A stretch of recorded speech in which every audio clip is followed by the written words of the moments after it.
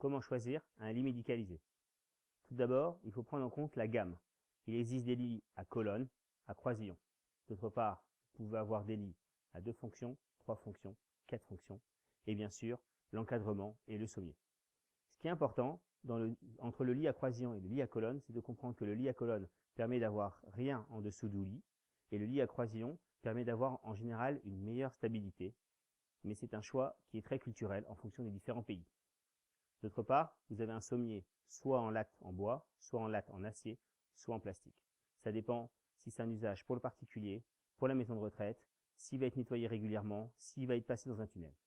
De plus, ce qui est important pour l'usage, c'est les fonctionnalités. Vous avez 3 ou 4 fonctionnalités.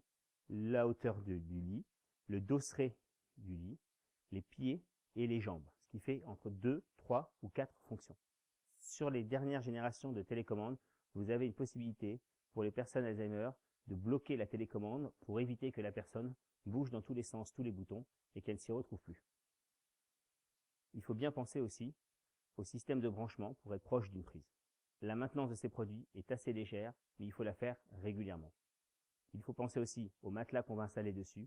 En général, on n'installe pas un matelas classique, mais plutôt un matelas médicalisé, comme je l'ai déjà expliqué. Pour un lit médicalisé, vous pouvez soit l'acheter, soit le louer, avec ou sans ordonnance. Il vous suffit de vous rapprocher de votre pharmacien ou de votre revendeur. Sur le site internet adamsanté.fr, vous pouvez remplir un formulaire de demande de retour à domicile et on reprendra contact avec vous.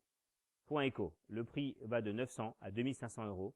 Le prix varie en fonction du nombre de moteurs et de l'habillage. Point clé, trouvez le produit le plus adapté en fonction du lieu d'usage, à la maison ou en collectivité, des aidants, professionnels ou familiaux, et bien sûr de l'utilisateur. N'oubliez pas que vous pouvez avoir un lit avec une largeur plus grande.